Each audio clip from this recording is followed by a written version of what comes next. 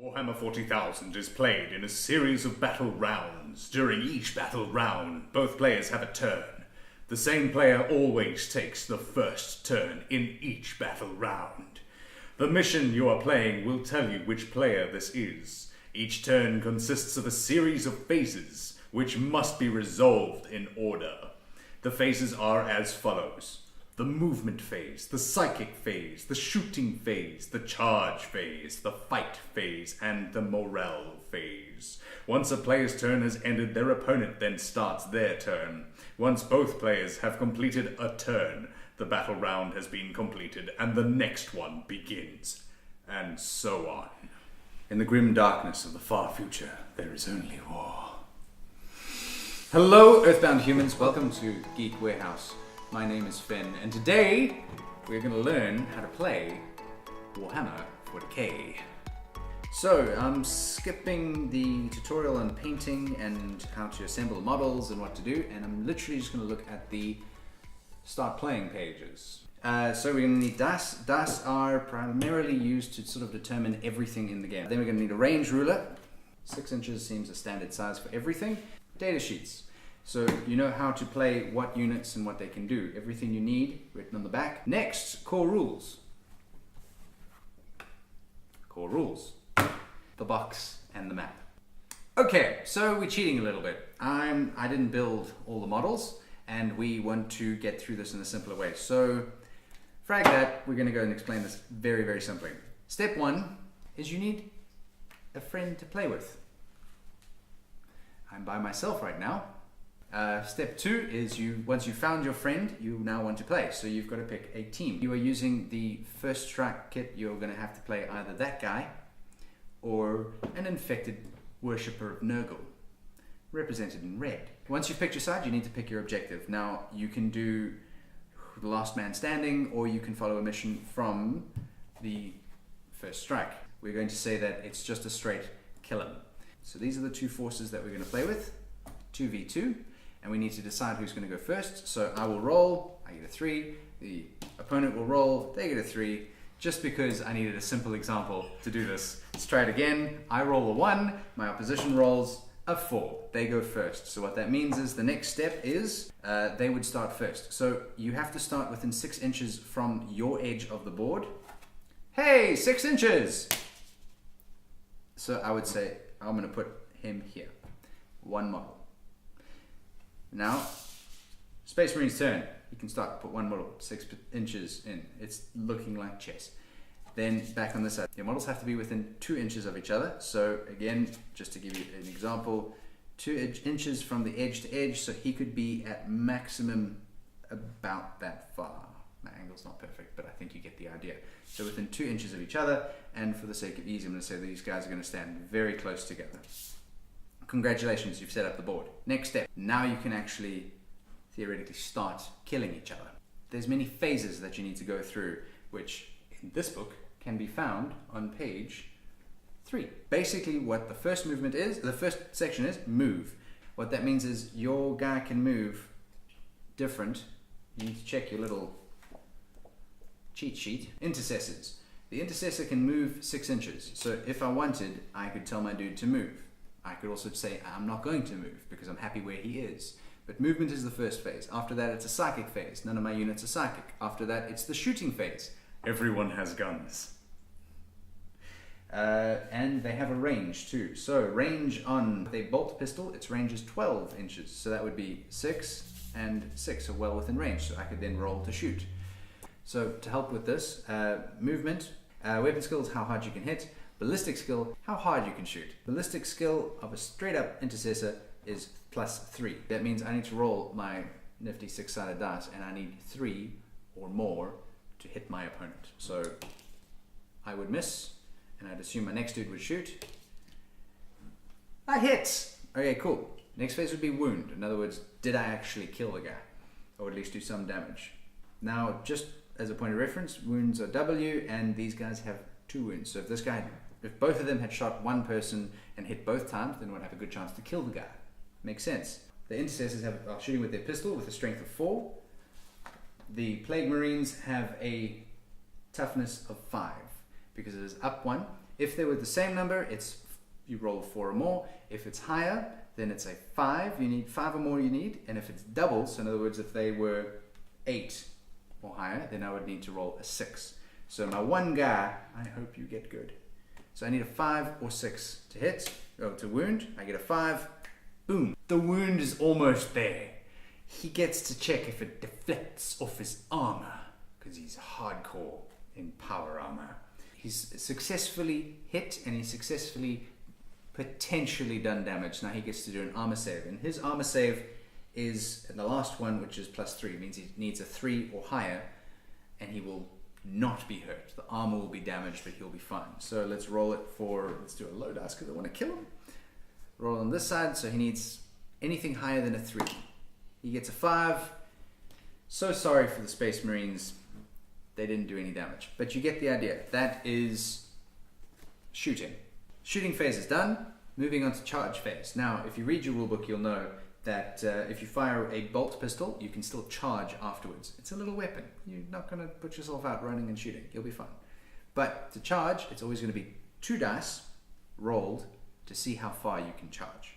So, an example, 6. He can charge 6 inches. So if I put that there, he'll be able to charge to here.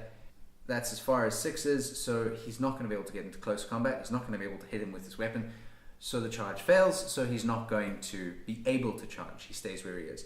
But let's cheat a little bit and knock it forward and say he rolls 12. Well within range to charge. So therefore, I could say that unit charges up. There is Overwatch and other things. Read the rulebook. It's not necessary in every turn to know about it.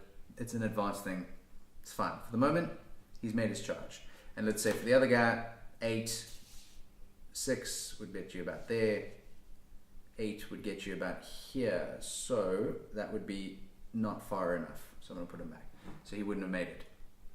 You get the idea? Good. So he's done a charge phase, and that means he can now hit him. An intercessor doesn't have a melee weapon, but he does have 2 God-given melee weapons, left and right fists, which he's going to use to punch the guy. Now for this, you'll see that the unit itself has strength, toughness, and all the rest of it up here. He will then use, instead of the ballistic skill, he will use his weapon skill, which is whatever weapon he has. In this case, it's his hands, and try and overpower and kill and beat and eventually smash into the ground the Plague Marine. To roll dice for it, it would be 1 dice because he's 1 unit, and he has a ballistic skill, no, weapon skill. He has a weapon skill of 3+. So I need a 3 or more. He gets a 5. He succeeds in hitting the dude.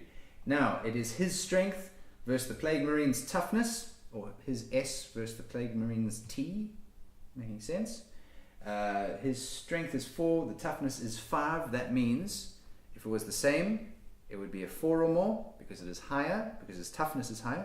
I have to get a 5 or more. I get a 2. I get a 6. Plague Marines only have 1 wound. That means they can only take 1 failed hit or failed armor save. So there's a chance he may die now. The attack has been successful. So the save is still the standard save of 3+. So he will roll in defense. He gets 2 and dies. So that unit will therefore be killed. There are some things that can negate that, but you need to read the rules. I'm not going to go into it. That's advanced. This is the basic understanding. This is just to get you going. Okay, so after the fight phase, which is where this unfortunate death took place. After the fight phase, we're going to do morale phase. Now, this is basically to say, do your units stay in the same place, or do they run away? Has the horrors of battle just been too much for their small minds to bear? Now, morale phase happens on both sides, because there's certain actions you can take which would mean your units get killed during your own phase. Things like Overwatch, and there's a couple of other things. Again, read the book. But let's say, for argument's sake, that my guys have taken losses, and their side has taken losses. So now we both need to roll, but it is per unit. So it is not per individual model, but it's per the unit that they're in.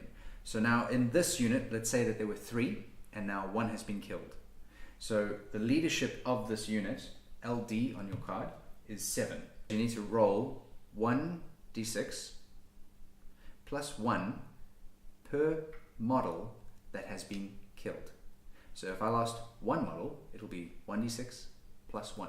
If I lost 5 models, it'll be 1d6 plus 5. Now, each unit has a leadership score. The intercessors are leadership 7 or LD7 because they're just standard guys, not sergeants. So I need to roll this, which is 3, plus the 1 unit that I lost. So I've got a morale score of 4. Now that's less than their leadership squad, so no one leaves. If I had lost 5 models in my turn from an overwatch or some other effect that has taken place, and in my turn I had lost these models, and now it comes to morale and I roll, this unit has a leadership score of 7, which means I need to roll below 7. If I roll hypothetically a 6, I have got 6 plus 5, it's 11.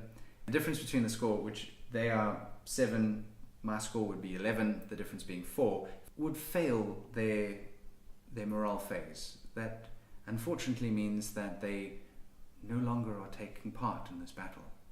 They have shuffled off the board, and probably the mortal coil. They are overrun, they are squashed, they are beamed up, they are no longer in play.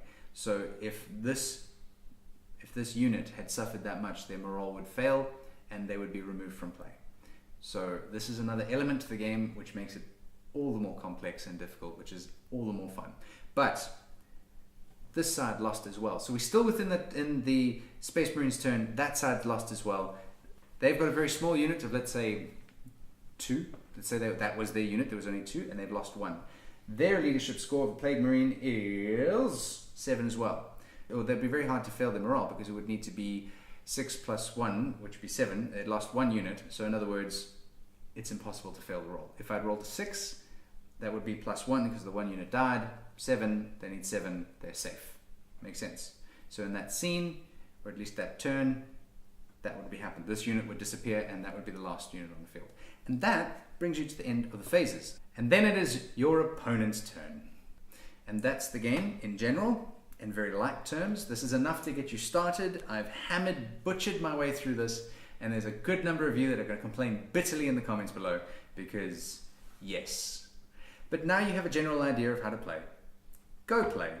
Tell me about it. Tell me what you did. Tell me when you bought it. Tell me all these fun things about the game. I'm actually curious to know who watches this. I'm actually curious to know what you guys felt of this game. And I will see you in the next video. I should have played a game before I did this.